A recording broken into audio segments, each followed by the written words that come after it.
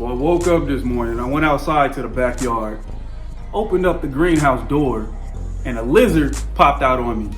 Started running around the greenhouse, knocking over, the small plants. I'm like, whoa, I got scared a little bit, pooted a little bit, but it's all good. I held my own. I got up in there with a broom and I swept his ass right on out, and I think we good now. But today, we talking about allocation. So in this video, we're gonna talk about allocation care. I'm gonna show you the allocations that I have at the moment. And we also have some chores to do. I wanna repot a couple of plants, put them up on stakes. So if you are interested in what's to come, stay tuned. I'm gonna go get cleaned up and I'll be right back. So what's going on, everybody? My name is Dave. Welcome to Elroy District. Today's video, we're gonna start off by talking about allocation care. Okay, so if I refer to an alocasia as the elephant ear type, these are the type I'm talking about. When you have the larger species like this, a lot of people refer to them as the elephant ear type allocations. They also have collocations that they refer to as elephant ear also, but there are species like this. This one is the Alocasia mycorrhiza. They have the Alocasia odora and a whole lot of other allocations that they turn into giants, they get big, and they call them the elephant ears allocasia. So if I refer to jewel allocations, I'm talking about these smaller allocations like this. You have, Alocasia dragon scale, silver dragon, black velvet, cupria. I'm not sure if the Friedeck is considered to be a jewel allocation, but pretty much the smaller species, they grow in a different, area of the forest. So, they call them jewel allocations. So most allocations come from Southeast Asia region. They grow right out of the ground. I don't know of any allocations that have any type of epiphytic behavior. I don't know of any allocations that will actually climb a tree or grow, on the surface of something other than straight out of the ground. So when it comes to the elephant ear allocations, they normally grow in like the open fields. I've seen videos in the Philippines where, you got these guys riding the scooters and just out in the field, you see all of these huge, humongous elephant ear allocations. When it comes to the jewel allocations, those smaller ones, from what I know, they grow more so in a denser forest. So they do get a little bit more shade compared to the bigger elephant ear allocation. So with that being said, the bigger elephant ear allocations, they need a lot more light. They need a little bit of direct sun. A lot of them are growing out in an open field where they're getting hit by, the sun. And they also need a lot of nutrients coming out of the soil. They're normally in areas where it gets a lot of rainfall. So the soil is rich. It's, moist. It stays moist pretty much all the time, and that translates into the care that we have to provide when we have them inside of our house, And when it comes to elephant ear allocations, I recommend that you grow them outside. But if you are going to grow them indoors, which is definitely possible, obviously, you do have to give it's almost like a tree, where you have to give it a good amount of light. You have to give it a good amount of nutrients, because one big point about allocations I'm gonna get into right now. Allocations are one of the hardest working plants that we collect. Like, really think about it. Between springtime to the end of summer, this plant has to do a lot of work. It definitely has to put out big leaves. It has to put out inflorescence. It has to grow pups, out of the corms that it puts out on the roots. And it also has to develop a good root system, all within that short period of time. So that is the reason why these plants normally like a lot of nutrients. I'm not referring to, out in the tropics. I don't really know, in an area where they get, year round spring and summer conditions. I'm talking about in the United States where, we do have our seasons, springtime through summertime. Allocations, they put in work and they are on a tight schedule, because soon as you have a temperature drop or soon as the daytime gets shorter, these plants will slow down or even go dormant. That's just what it is. You feel me? So let's talk about this Alocasia mycorrhiza. You guys seen the mother plant outside. There's a lot of other videos where I show that big Alocasia that I have outside. This is one of the pups that grew off the side.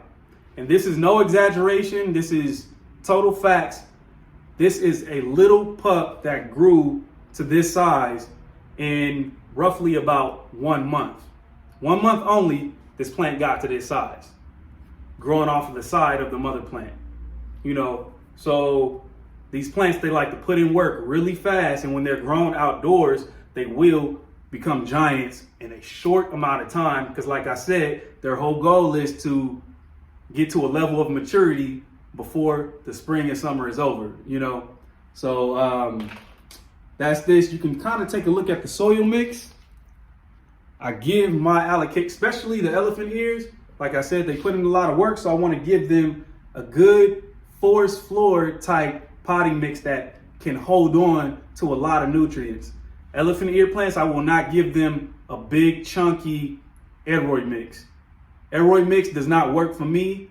I've never grown one of these big ones in any type of semi-hydro either. Soil is the way to go.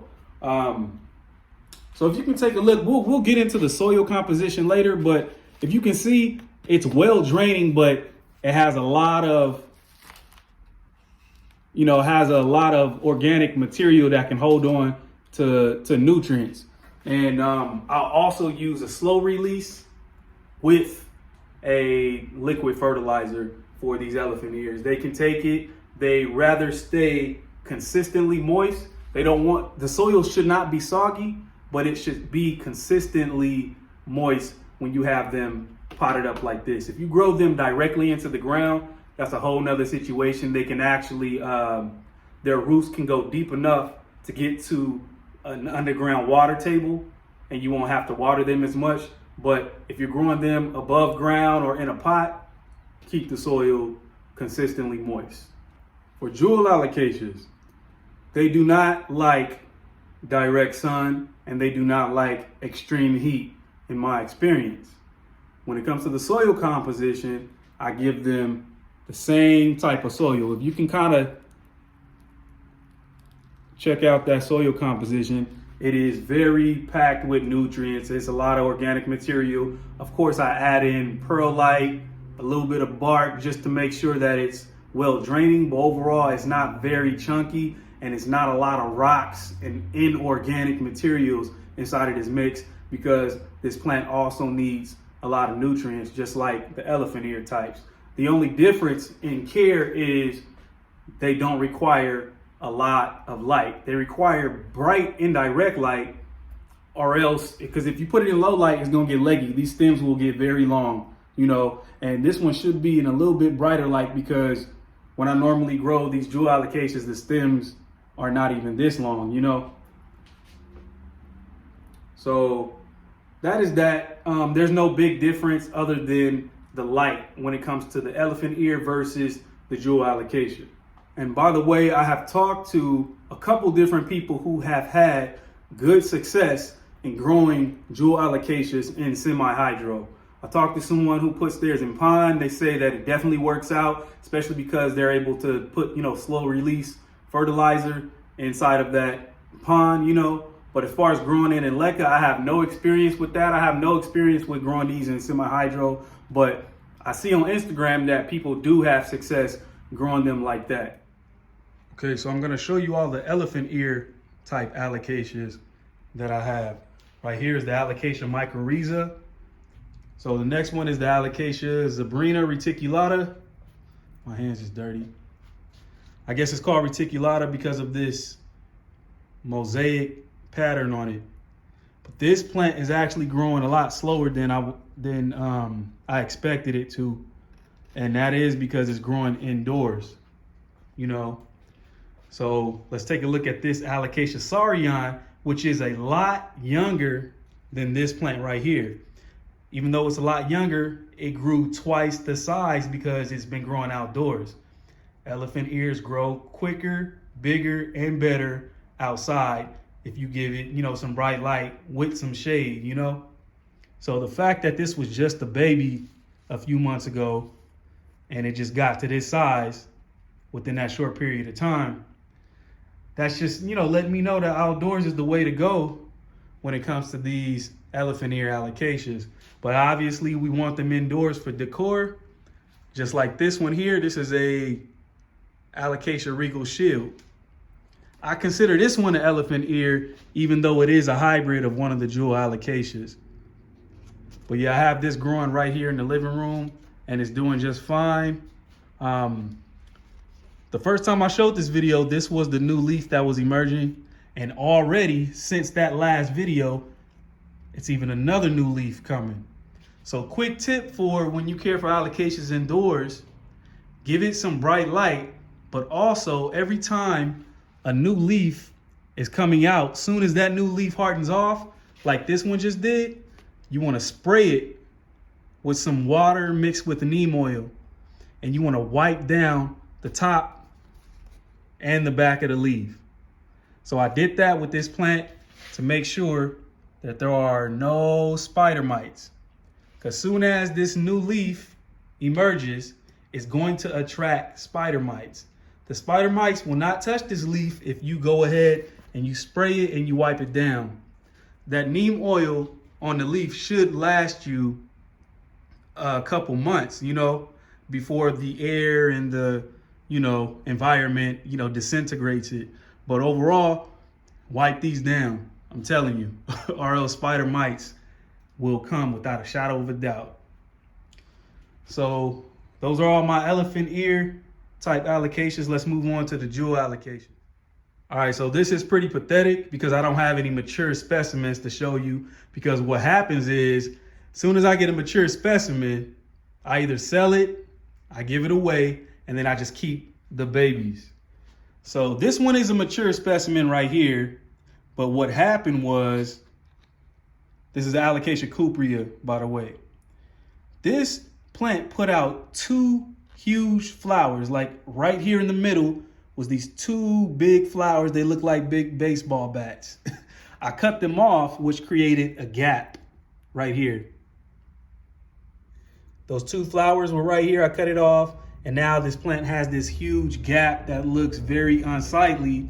So what it did right afterwards was decide to grow a new shoot right off the side.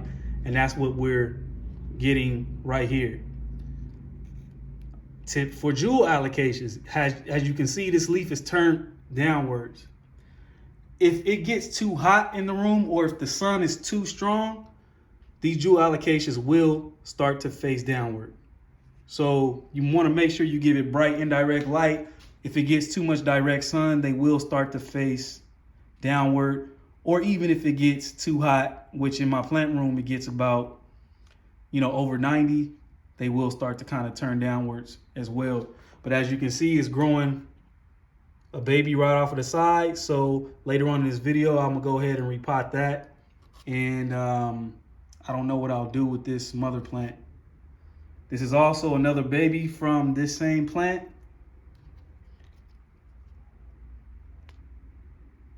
And it's doing fine. I feel like this one is gonna start growing pretty quick.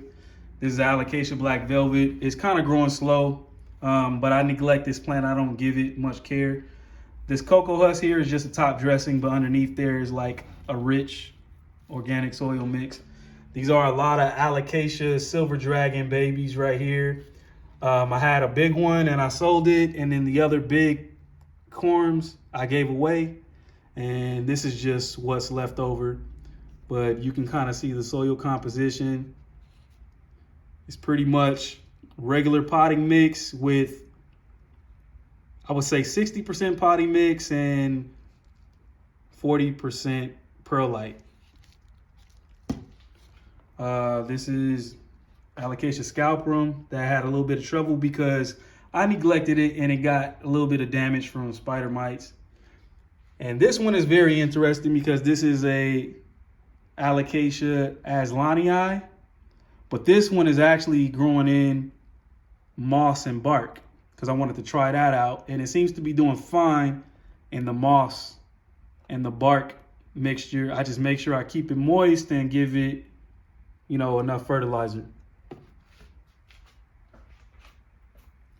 So let's get into some chores. I want to repot a couple of these allocations, and I also have a couple other plants outside that I want to, you know, redo. So stay tuned for that.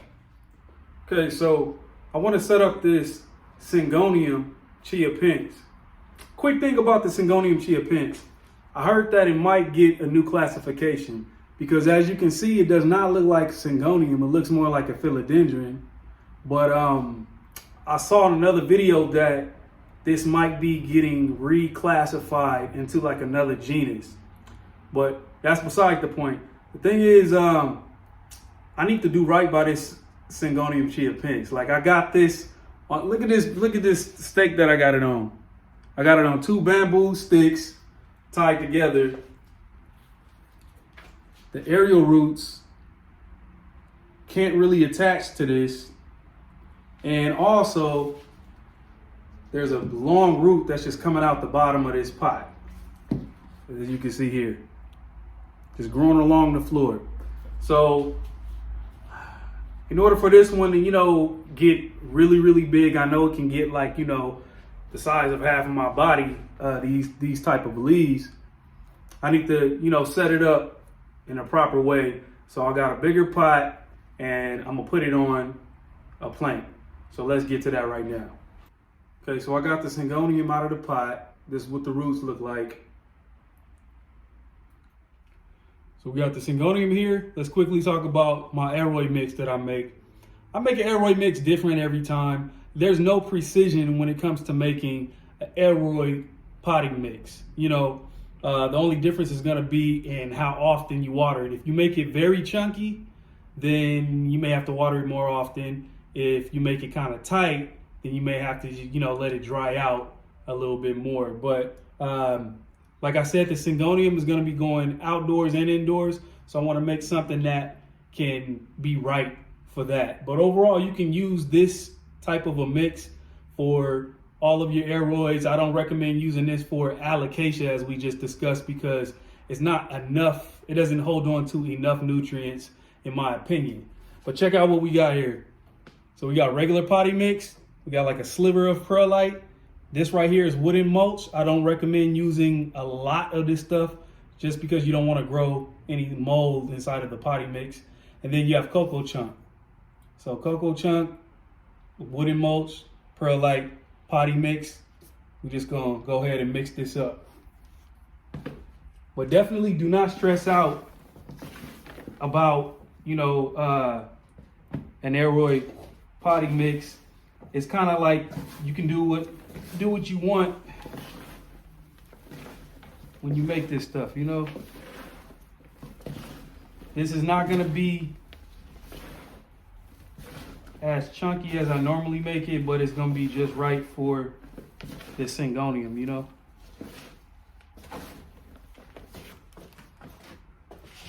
So I'm going to need a little bit of Lowry seasoning salt. No, this is not Lowry seasoning salt. This is slow release fertilizer. I'm gonna go ahead and, you know, go ahead and sprinkle that. That's good. Mix that on in there.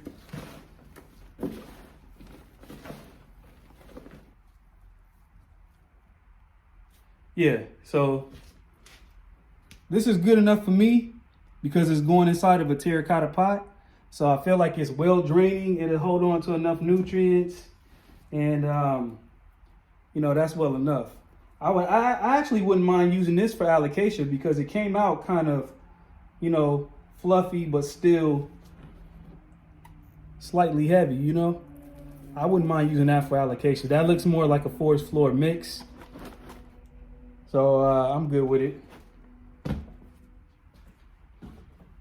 So I actually just remembered that I had a bucket of charcoal outside. So I'm gonna go ahead and throw some of that into this mix as well. All right, what I want to do is just dump this to the side.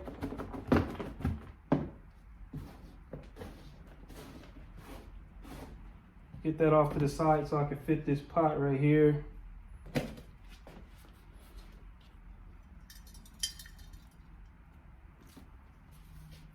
So listen, I got this little piece of weed barrier. So I'm gonna cut a little piece off of here and use that to block the drainage hole right there, you know? So I'll use this piece of weed barrier to block the drainage hole. And let's start filling this up.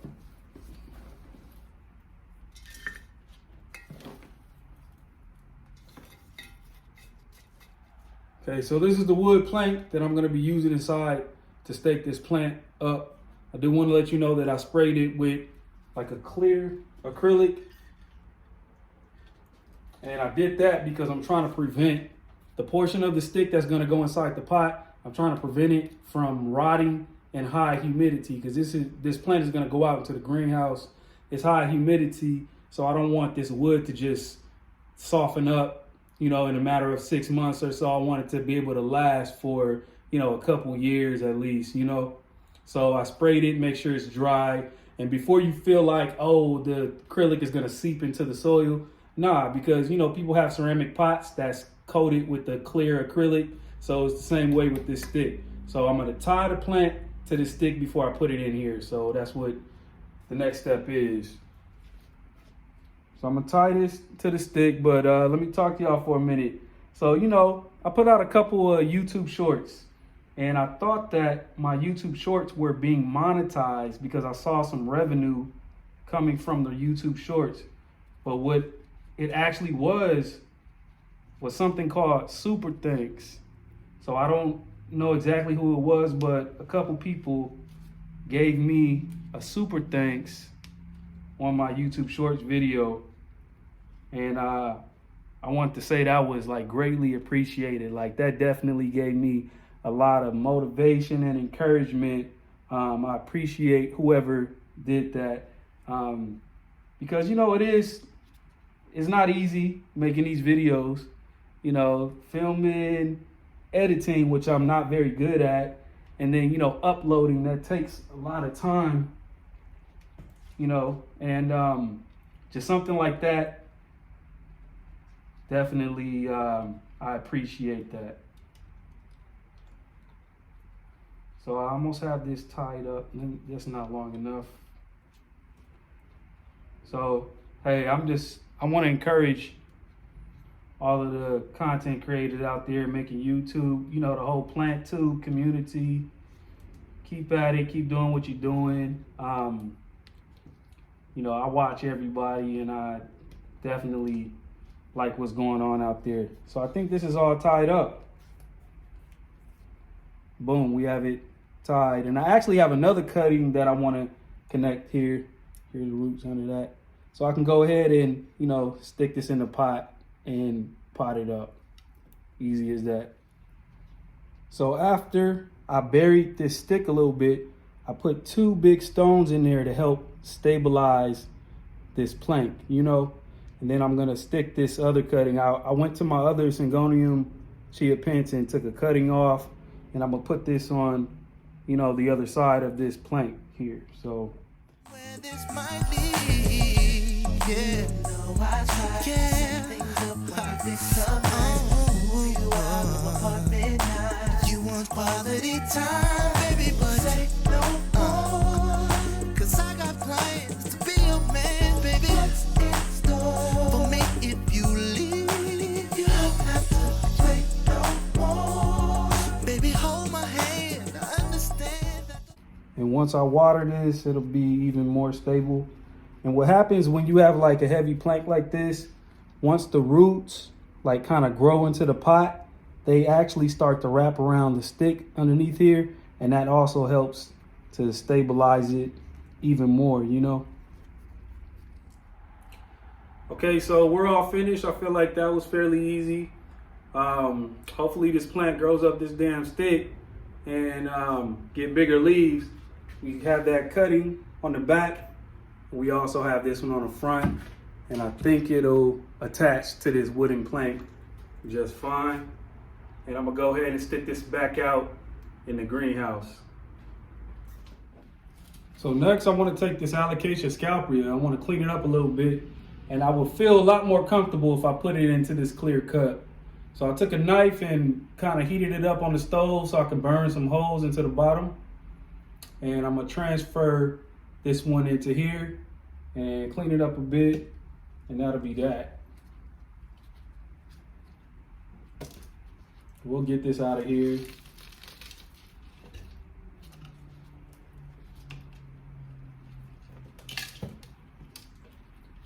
This one actually has a baby shoot coming off the side. Let me see if I can show y'all that.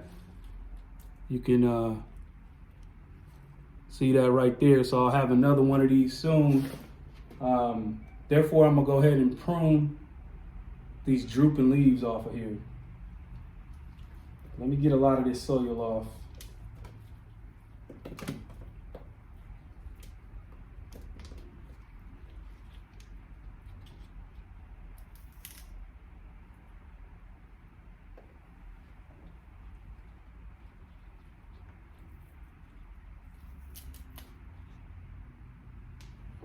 Okay, so these two leaves are fine. I'll go ahead and leave those on. And oh shit, I broke I broke the new little shoot that I was just showing y'all. Oh well.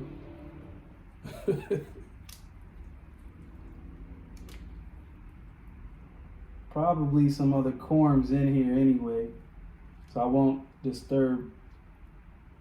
Yeah, so I don't want to disturb the roots too much. Yeah, I see some other corms down in here, so I'm gonna leave that alone. This soil mix that I made, I feel like it's not so chunky. It's not as chunky as I thought it was gonna be, so therefore I could use this for allocations. I think it'll be fine. It might be even better than what I had it in previously. I wanna make sure I take some of this mycorrhizae fungi and put it on the roots of this Allocasia, just because I find that it has been working well for a lot of my plants that I put it on. So I'll sprinkle that. Sprinkle just a pinch onto the roots. Just take the roots in my hand like that and sprinkle it on there. That's enough.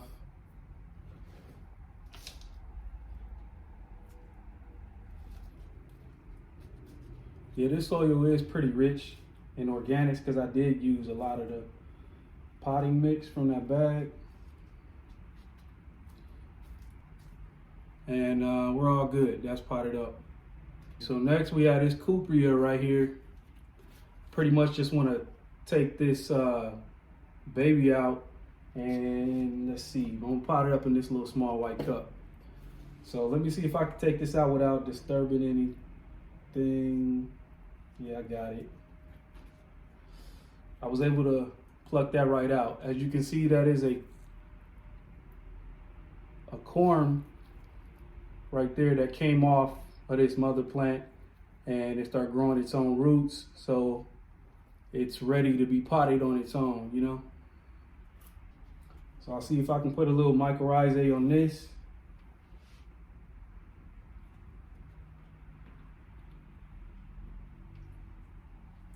Start potting this one up.